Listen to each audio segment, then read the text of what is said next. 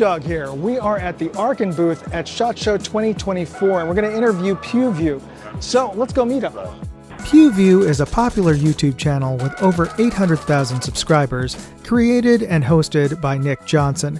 So how did you get involved with Arken? Jack, the owner of Whiskey Savage Media, kind of introduced me, and I had a scope prior, a 416 that I didn't put on anything yet, and Jack said something about... How did you get a hold of that in the first place, the 416? I just bought it. Okay. It's a super good price, so I just picked it up. I needed it on, I think I was reviewing like a Savage Bolt Action 308 or something, so I just wanted a cheaper optic to put on that, and it blew my mind that it was only like $350 and that crisp, that clear. I thought something was wrong, like did they mess up somewhere? And then I started researching it, and I came across the Texas Blinking's videos on him, and he's got hundreds of them. He's a friend of mine, so when I was down visiting him at his range, he was like showing me all these different optics. I'm like, okay, I gotta start working with these guys. I really like working with companies that I actually enjoyed prior to working with them, you know? Yeah, they make really quality stuff, and they're not trying to gouge the public like everybody else, let's be real. And they're not just slapping their logos on exactly. things. Yeah. They're really paying attention, and you know, if one of us has something like to say about it, like maybe if this could be a little bit better, they're always willing to take that advice and put it in their products. You know? So that's a good question.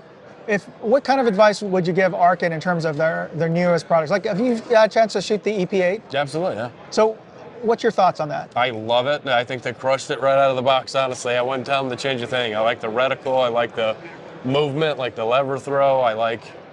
It's great. The kill box reticle I like it. Now, that's a bit of an acquired taste. And I when I first saw it at first blush, I thought, this is weird. It threw me off a lot at first, but like when I understood how it worked and I was able to actually use it like it was intended to be used, I loved it. So easy to just like get on target at different ranges if you know what you're doing. Like if you just pick up the 1 to 8 and have no idea what the hell you're looking at for the reticle, it can be a little challenging. And when you get past the unusualness, it just struck me as how intuitive it is. It's like I don't have to use a ranging ladder somewhere else on the reticle and then move over to my target. I'm right there. Yeah. And